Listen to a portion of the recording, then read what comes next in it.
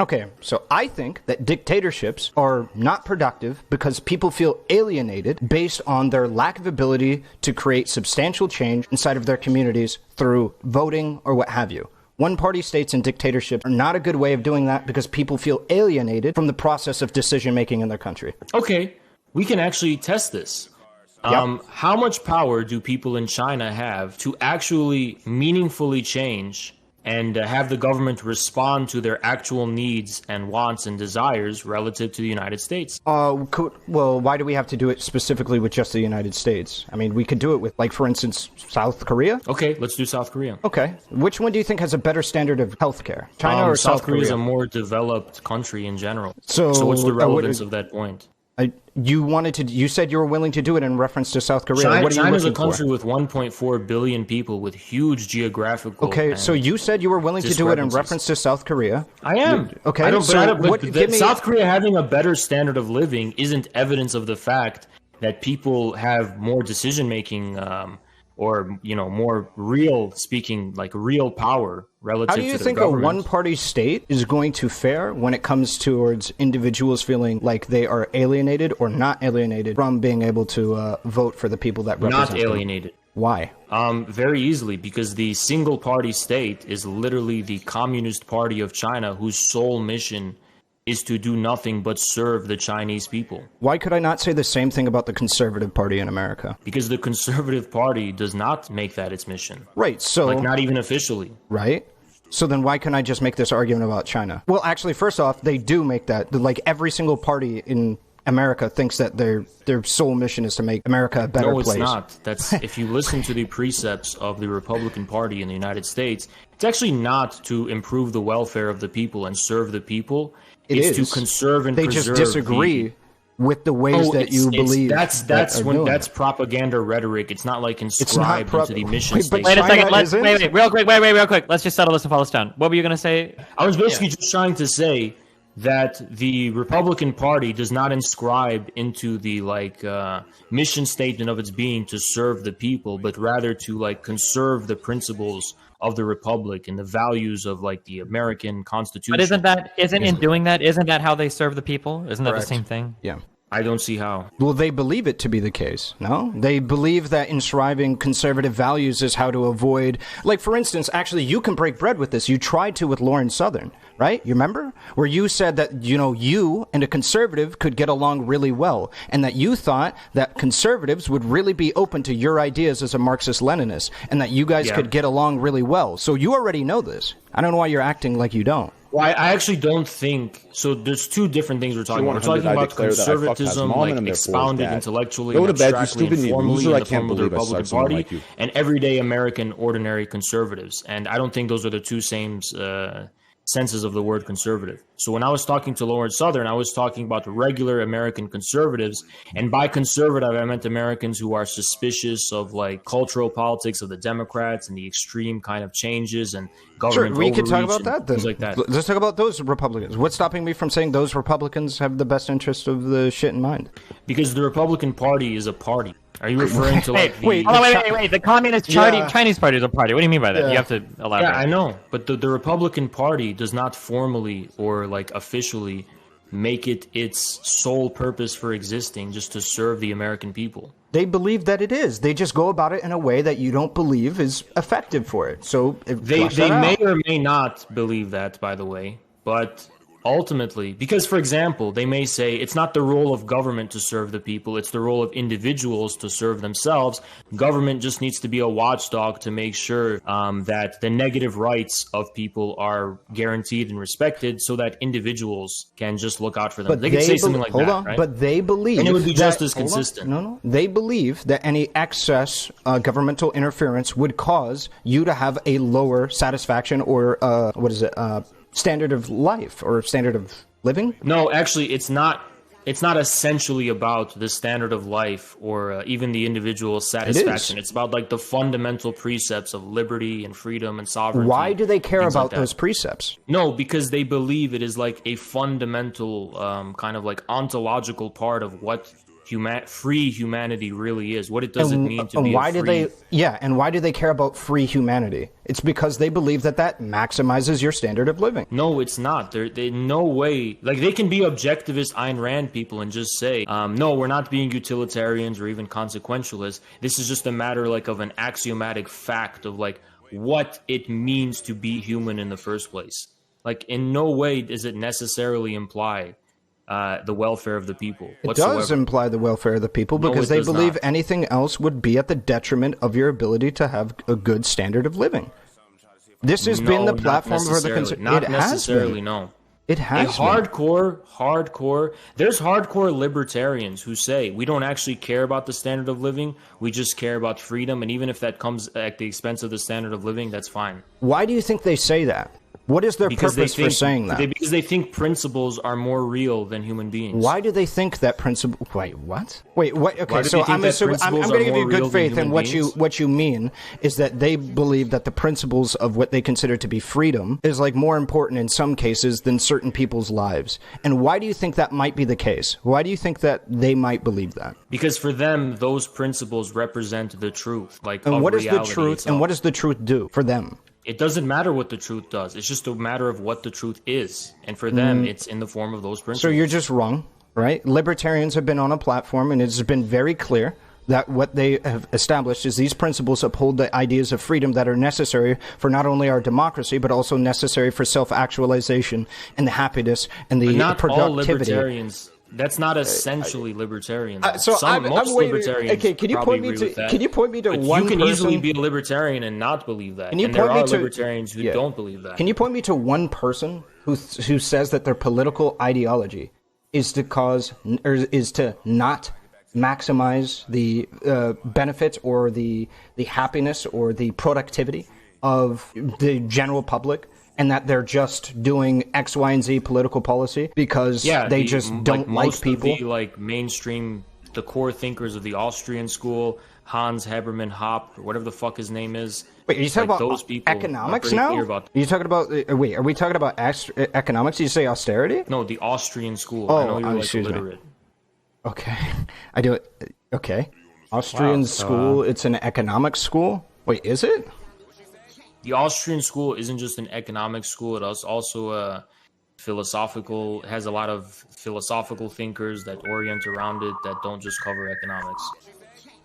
Okay, I'm Googling, and I'm just Googling Hans Hermann Hoppe standard of living, and from the first 2 pages, so you're going to have to read them yourself because they're pretty clear about that consistently. Okay, I mean, I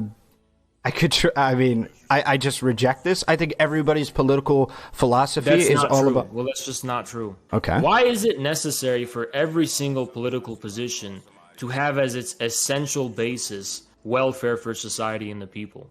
In my opinion? Yeah. I mean, what else would you have?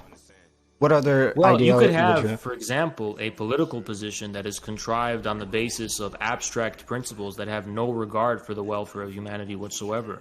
Now, as to why someone would pursue them, well, it would be because they think there is no alternative, that everything else is like a dead end or false or against the truth. Imagine a religion, for example, that demands everyone die and everyone just commit suicide. Well, yeah, I don't think these things are widely followed. And if that religion was expounded into a political program, well, you would have a form of politics that has nothing to do with the welfare of the people at all, but it's just based on... Is that what you think? Is that what you think the Libertarian Party is a death cult? No, I don't think that's what it is. So I'm just... That's just an extreme example I'm trying to give you. Yeah, not everyone revolves. Now, obviously... Okay, we're talking about the 99.999 percentile, and the 99.99 percentile do not exist in a death cult. System in which parties have to gain votes based on appealing to people, almost every single party is going to try to make the case to people that they're going to improve their standard of living and their way of life. But that doesn't mean that they inscribe that as the most fundamental principle or reason for their existence in the first place. So I would typically argue, from my position, that most people believe that would be the outcome of their political system, is that the people would be better off and flourish more, even if we could take literal Nazis, for example. Even they believe this. Do you reject that? That like Hitler believed the this? Nazis thought that they were socialists. Okay, so that's not relevant. What I'm asking you is whether or not relevant. No. So what I'm asking you, the Nazis are an example of that. So, because they literally claimed that they were socialists, and they literally claimed that they wanted to make a social economy that benefited the German people. So I don't know what you're trying to just say. So what I'm trying to say is very simple. Do you or do you not believe that the Nazi Party or the Third Reich proceeded to try and with their goal was to maximize the well-being of all people, and at the expense of 6 million Jewish people and other countless other people during a war? Obviously, first of all, they claimed it was for the German people, specifically in the form of the war policy. Right. So it's not like the Nazi Germany was like a developmentalist state that focused on uplifting the German people. They focused on aggression against other countries. Wait, do you think that like China doesn't aggress on other countries? The linchpin of the China's Communist Party and the China's economy is not war. Okay, I never said the linchpin. I asked you a very simple question. Do they aggress on other countries? What's relevant about that? Okay, I just don't know why, because you previously just stated... No, I mean, I don't think they do, but what's relevant about that? So you don't think China aggresses on any other country? No. Really? No, I don't.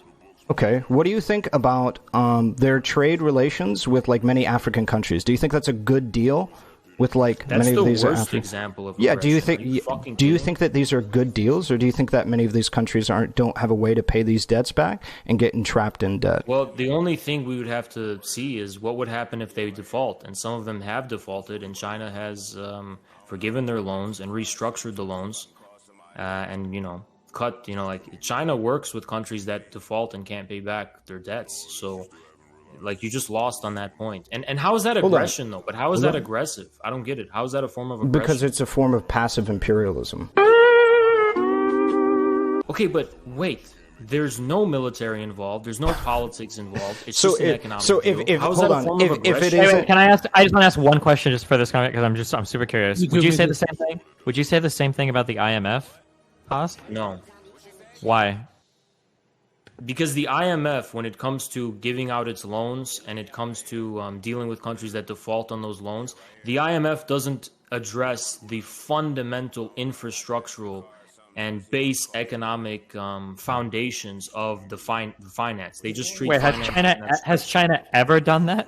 Like, yes, they have. Actually, yes, they have. China builds infrastructure and attempts to engage in the development of these countries to address. Wait. When you say builds infrastructure and engage in the development of these countries, you're talking specifically only about ports that also serve the interests of China, not exclusively ports. There's a train in Kenya that China built. There's is that train used for shipping like goods and services? Bro, I don't know specifically. Destiny is Mr. Reaching. Are you saying that China exercises soft power compared to the neocon conservatives that go into the Middle East and shit?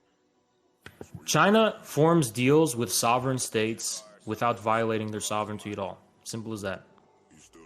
It's pretty good. It's not aggression. That's not bad, actually. Nice. Okay, so, so then what about its relation with, like, for instance, Hong Kong? Okay, but... You have to understand from the Chinese perspective, Hong Kong is part of the country of China. There's one country, two systems. Okay, so I'm just curious if anything that happens there you would consider as anything more than, or anything similar to like passive imperialism. Is there maybe a little bit more? Hong Kong is literally part of China. Okay, do you think that like perhaps waiting for maybe a little bit more of an opportune moment rather than like just kind of going in there a little bit earlier than when they're set to be conjoined as one country should be like probably a priority? Wait, when did they go in there? I mean, like on the Hong Kong protests? I don't remember the exact date. Those were dealt with by the Hong Kong police. Okay, so you think that every single person that was being that had any aggression towards them in Hong Kong, that any individual who was inside of that region was not aggravated or assaulted by any individual with Chinese affiliation? No more than protesters within the United States during Black Lives Matter in Ferguson. That's not what I asked. That's not what I asked. I asked you a very simple question. I'm basically saying that if they feel discontented, it's not like a Nazi aggression against foreign countries. It's internal to one country. I never said it was a Nazi aggression. Just stay on topic. Well, okay, how did Hong Kong stop being part of China, by the way, in history? What do you mean? Like Hong Kong historically was just China, right? How did it stop being that? I have no idea.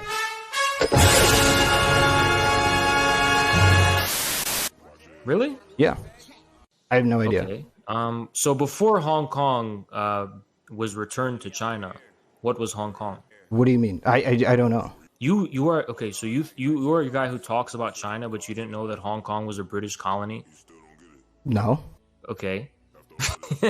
And so what right did Britain have to steal Hong Kong from China? Like Britain is in Europe. Okay. So sure. China's in China. Yep. What right did Hong Kong have to steal? So what right did Britain have to just go to China halfway across the world and say, actually, this is our shit? I never said that they had a right to do that. So I don't understand why there's confusion about who Hong Kong belongs to. It's not about who Hong Kong belongs to. It's about whether or not there's aggression in the region against the local populace. The populace being part of China. Okay, if that was the case, do you think that there's any aggravated aggression in Hong Kong in comparison to any other region in China? Hong Kong, there was a huge level of civil unrest. But yeah, why do you think that was? If it's just like any other region in China. There's the official reason, and then there's the underlying reason. So there's two reasons, right? I'll go over them. Go for it. The official reason was because of the extradition law that China was passing that would allow China to extradite criminals from Hong Kong and try them within China, bring them to China. The second reason, and that just goes to show you how hands-off China has been to Hong Kong, even though it's part of its country. It's unheard of that you can't extradite criminals. Like, you can even extradite American criminals from Europe. Second of all, yeah, but the U.S. is one country. The idea, like, you can't extradite someone from Florida, that's, like, unheard of, right? So the second reason... hold on, I have a question. Yeah, hold on, let me finish it. The second reason was that Hong Kong has been giving rise to a lot of economic discontent because there's no land, right? There is land, but it's all monopolized by landlords, and people can't find housing in Hong Kong. There's problems. I was going to ask. There's economic discontent. I was going to ask, you'd rather the Chinese Communist Party squeeze out the bourgeois capitalists in Hong Kong and make it like the rest of China? Yeah, actually, yes. Within the Communist Party, they literally were talking about how if Ahrelevant are capitalists, so they got to defend. Yeah, well, within China, the Communist Party, there was talk within the Communist Party that this is by like lower, if not the upper ranks. When people talk about the CCP, you have to understand this is a 90 million member strong organization. So there was a lot of theorists within the party that were saying that if China was allowed to, or if Hong Kong engaged in like a land reform similar to China's in terms of the housing, that it could solve that underlying source of the civil unrest. But China can't do that because it has the one country, two systems policy that doesn't allow China to change Hong Kong's government system and its economic system.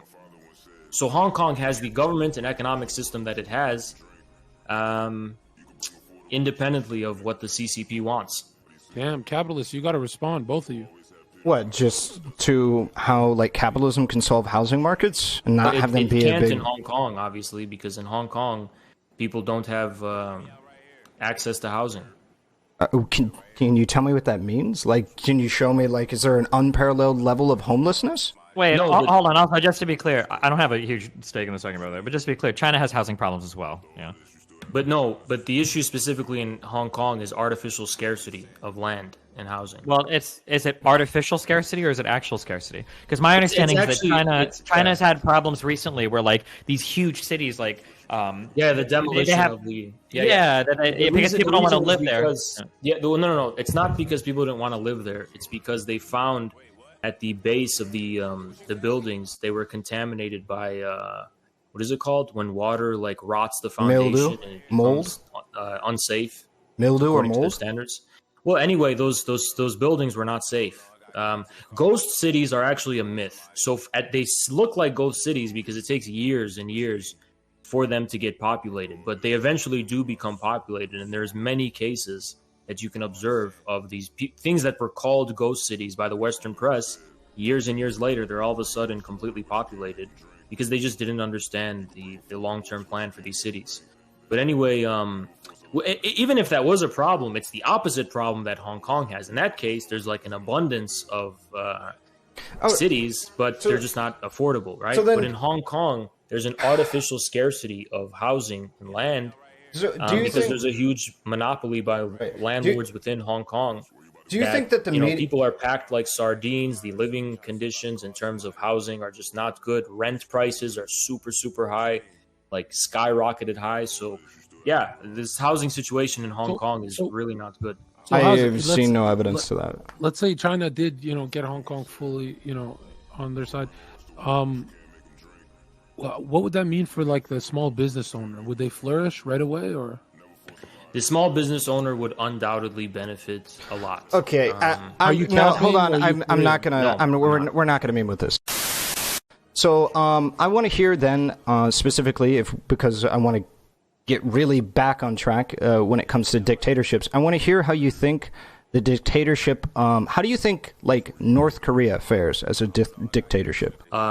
North Korea is a country sanctioned from the entire world because of America. And is not allowed to economically develop itself based on the crucial need to have international trade. Because which one do you think has a better living standard, Cuba or North Korea? Cuba. Why do you think that is? Because Cuba's not. Let's keep in mind, there's like free trade to Cuba from all countries. No, but the sanctions are not on the level of North Korea. Why do you think there's sanctions on North Korea? Because U.S. aggression against North Korea, obviously. Okay, then tell me. Because the Korean War never ended and the U.S. never relinquished upon its mission to destroy North Korea. Well, I want to hear, right? Do you think that any of the reasons given, like human rights violations or what have you, might be part of the reason why some people might not want to trade with North Korea? Oh, then why do we trade with Saudi Arabia? I mean, we're going to trade with them because it's mutually beneficial, and as well as it doesn't seem like there's as many human rights violations as widespread. How do you know? Based on the sources that I've seen. Okay, so I'm curious. What about North Korea's treatment of their people, crimes against their people, is necessary because they're cut off from. Specific. Okay, so let's say let's keep on track. The ability for you to protest against the government. Do you agree or disagree that you have less of an ability to protest against the government in North Korea than you do in America? I would assume no, but I don't know. I ultimately don't know. Okay. Do you think I'd be surprised if you did, but I don't know. Why do you think that is? Why do you think you're not allowed to protest as much? Yeah, well, because the U.S. is still a kind of liberal democracy, which has not arrived at like a determinate, specific position. Like its government doesn't take a partial, specific position in terms of like the future of the country. Like it just claims to be completely neutral, negative freedoms, formalistic state, whereas communist states are communist states. So they're choosing a specific path, and if you don't just have a blank check to have the right to do whatever you want. You have to assume responsibility and say, okay, we want to do a different path, right? If you want to assume responsibility for wanting an entirely different path, effectively saying you want to overthrow the government and have a completely different system, then you can do that, but you also have to face the consequences of doing that. Now, do you think if what you want to protest is something within the system that can like be changed within the system, you're free to do that, right? Really? Okay. Yeah, you are, especially in countries like China. The 996 culture, the work culture within China. So there's a heavily big culture of working 9 hours, 9 a.m. to 9 p.m., 6 hours a day. And there is a huge amount of backlash and protest of this from the Chinese populace. And finally, the Chinese government decided to crack down on the 996 culture and pass laws reversing it. Okay. Well, typically what we're talking about an internal issue, we're talking about like the treatment of certain people, right? Or I was thinking of severe political change. I mean, yeah, exactly. What differs your ideology from a fascist ideology about security and everyone knows their responsibility? When I say everyone knows their responsibility, I'm trying to say you don't just have a blank check, because like there has to be a reason why you're protesting or you're voicing your speech, like, what is the reason for what you're saying? If the reason for what you're saying is, I want to overthrow the state entirely and, eliminate the sovereignty and the, whatever of the state. No, that's a little extreme. I mean, other parties uprising, can there be an AOC in China? I really doubt it. But to do what? Like, you have to... It wouldn't affect systemic political change. Well, that's the thing. In communist states, it does matter. What do you want specifically is what matters. Yes, systemic political change. Okay, to do what? Okay, let's what if they want to turn the progressive wheel a bit on some social issues? Can they do that? Yeah, they can. Oh, give us an example, like something severe, not something small. You want to know the truth is that the majority of the Chinese people are pretty conservative, so it really doesn't happen. Right. So let me give you an example. What if in the Chinese Communist Party, I wanted there to be strict term limits? Let's say I wanted to institute the same exact governmental system as in the U.S. Do you think I could do that? No, that would be too extreme. But term limits, yes, you could literally push for that. Okay, what about multi-party? What about multiple parties that have a wider, more diverse than what they quote unquote? Okay, wider and more diverse than what they have. Okay, because you've already submitted. They're just like shadows. They're just shadows of the same thing. They're not really that diverse. Right? That's like saying multiple people run against Putin. Okay, this is just laughable. No, dude, you can't have 100-year system and say there's multiple parties. What you mean to say is multiple parties that can rule the state. Right? Exactly. Yeah. A parliamentary system. No. So within China, right? A party is like the linchpin of the entire political system. Okay, so if you're going to replace the Chinese Communist Party, you're effectively going to overthrow the whole government. Okay, and otherwise, right? Why do you want another? What can this other party do that the Communist Party can't do? I mean, we've given several examples so far. Apparently, have more. One. I don't think you've named one. We did, so giving more accountability towards... You've just named more... If you would stop interrupting me, that would be great. You're naming more political rights, but political rights to do what and fulfill what aim? I want to know... Political let's say China wanted more immigrants, right, and more global trade, right? If there's a party that's all for immigrants and more people coming to China, there's no way they come close to power. There's no way. And I know you're going to say the Chinese people are conservative, but is that because of their system? Zerka, if the Chinese people wanted more immigrants and wanted more global trade and were very adamant and vocal about this, they would get it. Okay, what about the firewall? If the majority of Chinese citizens rose up and said, we don't want this version of the Chinese internet anymore, we're sick and tired of this. Okay, what is the necessity of the firewall? Why is it a good thing? There's two reasons. I can name just off the top of my head. Mm-hmm. One of the most important ones is to protect China's domestic platforms and protect the Chinese internet sphere from being monopolized by American companies. So that's a really important one. And the second one is that China wants to be able to control the flow of information coming into its country. Why do they want to control that? To be fair, flow? That's most countries. Like if you look at Saudis, like they protect themselves by making their own Starbucks. And one of the most important forms of information that they're trying to protect against is like pornography. For example. Right, do you think that pornography is something that needs to be banned? Yeah, I think it would be good if pornography was banned. Can you tell me why? I guess I would have a standard conservative view. I think pornography promotes degeneracy. Yeah, it's. Can you tell me why you believe that is? I'd have to look up all the psychology articles of how pornography. Do you think that instead of just citing that there are psychological negatives, that we could figure out a way to deal with those psychological negatives in a more healthy way that might not make them inhibit our day-to-day life? No, I think... Why not? What are you talking about? Why wouldn't I be able to... So let's assume that I grant, psychological negatives that come from consumption of porn.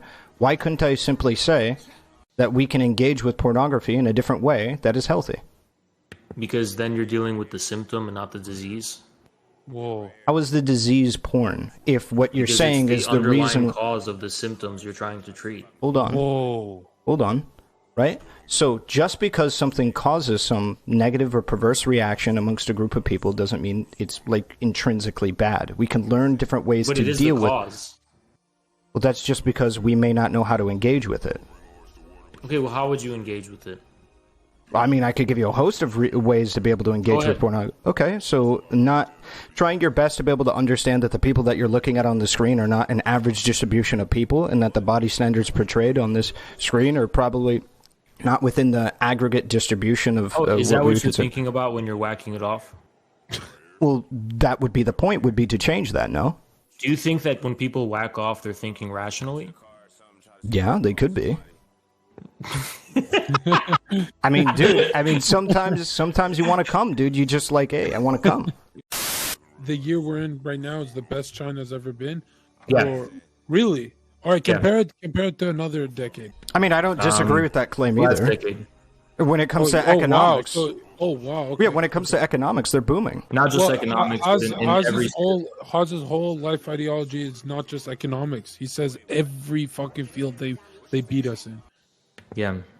You're just wrong. Vaginal industrial what I mean, like every other field, like in terms of culture and in terms of art and in terms of philosophy. Okay, what superiority does China have culturally than America? Oh, wow. I think you can compare Chinese TikTok to American TikTok and it speaks for itself. Wait, I don't. What are you talking about? So Chinese culture, mass culture and mass media values and prizes more traditional culture, more Chinese culture, more kind of like... They don't got Addison Rae. That they don't have people twerking on TikTok. They don't have... What do you think that's Ahrelevant? Okay. They don't, Ahrelevant, you're not going to defend minors twerking on TikTok. They don't have pornography for children. Damn. They don't have this kind of... Do you think we have child porn on TikTok? No, yes. we have. I 100% say yes. 100% yes. Wait, okay. So what is your definition of pornography twerking?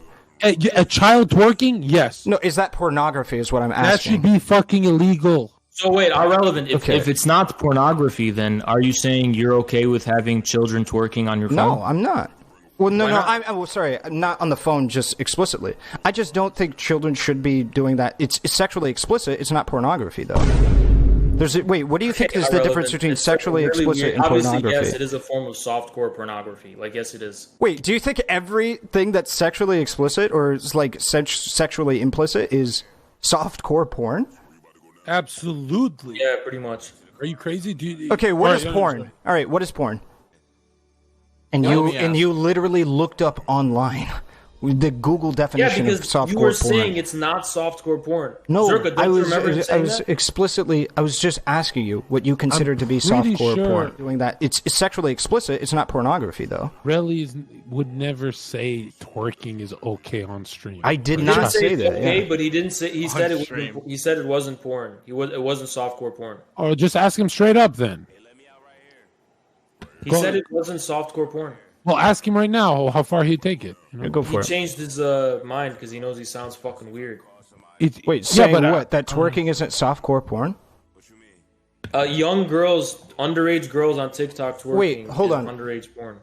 Wait, underage child? No, it's not child pornography. Yes, no. it is. If you had 100% it is. Wait, you think? 100%. Okay. So you think that you should be able to be prosecuted legally as child porn if you have a video on your TikTok of a young girl twerking? Yes. That's wild. That's crazy. He's such a weirdo. So you want grown men to have videos? No, I don't think what young girls should be twerking. I just don't think that's child porn. Hold on, Ahrelevant. What do you think of those conservatives that take their daughters to fucking beauty pageants for 5-8-year-olds? Yeah, no, that shit's creepy. That shouldn't. Oh, so that's creepy. Exist. That's creepy, but the TikTok stuff isn't. Come on. Wait, dude. It is. Wait, hold on. Do you think there's a difference between creepy and child porn? Creep. What do you think child porn is? Anything where children. Okay, hold up. Anything that's redistributed by pedos. I'm curious. Wait, yeah, okay. Anything traded by pedos can be considered that. So Ahrelevant thinks that life is like a Twitch debate or a computer or propositional logic when there's actual legal precedent in America that defines. There is no legal precedent that says that the Olympics is child pornography. I could get a lawyer in here. I don't need to add homes right now. Irrelevant. How big is child degeneracy in your mind? In this society, is it a big problem? Yeah, it's a huge fucking problem. Prosecuted for child pornography if you have photos or videos that place children in sexual context. Yes. And do you think sexual contexts include like cleavage? If you are like accumulating those photos and placing them in that context, yes, it can be. I find it so weird, Irrelevant, that most of your chat is for children, you know, dancing in weird ways on TikTok. Your whole chat's into that? Yeah, it's a creepy chat and a creepy streamer. It's about like, what specifically. Okay, so what specifically is child pornography, and what does that mean? So, like, let me give you another example. Anything redistributed by pedos, including... Okay, hold on. Just to be clear. Can you just stay away from children? Right, nice meme. Just to be clear. Stop doing that. Just to be clear, right? Do you know that that anything that is distributed by a pedo is literally just pictures of girls? That's it. Not sexual at all. It's just like a picture of them. Yeah. Are you comfortable with a fucking pedo having pictures? I'm not comfortable. Wait, hold on. I'm not. Hold on. Irrelevant. If a pedo is fucking taking pictures of Olympic dancers and saving 1,000 screenshots. Hold on. If they save 1,000 screenshots in their computer and you're the FBI and you find this computer, what are you gonna say? Oh, it's just pictures of the Olympics, bro. Come on, dude. I'm actually curious. Do you support Israel or Palestine? Palestine. Okay. Do you think that Palestinians shouldn't be like throwing rockets at Israel? I refuse to answer your question, which is not allowed to be answered on Twitch. Okay. Do you think that? Let me rephrase it in a way that, like, do you believe that retaliation for Palestinian people makes sense? I will never criticize the actions of the Palestinian people. Any of their actions? Nope.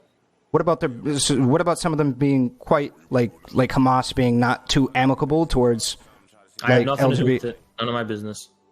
Okay, so you understand that Hamas is on the side of Palestine in a specific way, right? Hey, Ahrelevant, there's no free speech on this fucking topic. You know that, right? I literally can't even talk about it. There's been multiple people talking about this. This is literally so ironic. Okay, hold on. You're talking about free speech and free expression, and I literally can't even fucking talk about this. Listen, no first off, hold up. No. So I want to hold up. I want to shut this down. First off, there's literally no fucking free speech on this. First off, you cannot compare free speech to this. This is TOS for Twitch. You're not going to get fucking got by the CIA. Actually, yeah, Hamas is a terrorist organization according to the U.S. government. So? And there's anti-terrorist laws in America that make it so you cannot advocate on behalf of terrorist organizations. And what do you think that includes saying that like Hamas has a right to retaliate against Israel? Do you think that on a list? Oh my God! Okay, you think you are way more important than you are. Just letting you know. Really? That, okay? Because what if I told you I know people who are on lists based on voicing those opinions personally? I would say show proof. And have been visited by federal law. I would have to. What if I told you I know people who were visited by the fucking government for voicing their opinion on shit like this? Huh? Shit like this? It wouldn't surprise me because I think the people that you hang with are probably pretty fucking insane. Well, you're a fucking racist, is why. Because I'm a fucking 100% Lebanese man. What? And the people I'm talking about are people who are from my background, who obviously have opinions about the Middle East. How did we get to racism? So yeah, you're a fucking racist. What do you mean the people I fucking hang around? I'm talking about my fucking people are relevant. Any knowers? What are you talking about free speech? Fucking liar. I don't know. How do we get to racism here? Because you said the people I'm hanging around with. Well, who do you fucking think I'm hanging around with? I think you're hanging around. You're clearly not hanging around with the most level. Yeah, you're clearly not hanging around with the most level-headed people if they're on fucking watch lists. Okay, that's just it. So wait, you're saying Arab Americans were not unfairly targeted and put on watch lists unfairly for small mundane shit? When the fuck did I say that? I want to know. Those are the people I'm talking about.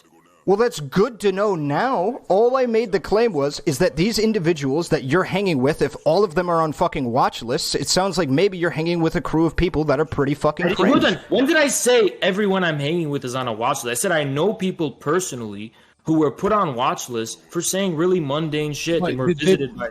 Did they post on Facebook and then the... Yeah, like shit like that. Okay. Yeah. So yeah, just out of curiosity, yeah, how would they know that they're on a watch list? Because they were visited and shit. Okay, visited by who? Like agents, federal agents, and what they get FBI? asked? Yeah, what they get asked? Okay, Fed. Next question. Okay, buddy. Oh, okay. I think if Vosh can get away with saying what he said about Israel, I think you could probably get away with saying what you want to, literally Israel being one of our largest allies, and not have like constant fucking FBI tapping his fucking phones and him getting blackbagged. Yeah, I think you'll be okay. Vosh isn't, with hold saying on, this but shit. Vosh isn't someone who comes from a country where that like agents would deduce that there is a real connection. Yeah, he's a white guy from Hollywood. He's from Hollywood. Wait, what about Hassan then? Hassan's from Turkey. Yeah? And there's no known connection between Turkey that would justify the assumption. Wait, are you serious? Are you genuinely serious? Being from Wait, Turkey, what about their involvement in Afghanistan in the Taliban? You are not going to be assumed to be a Hamas agent just because you're from Turkey. Oh, yeah, I never said like specifically a Hamas agent, but I'm talking about like getting looked at by the government.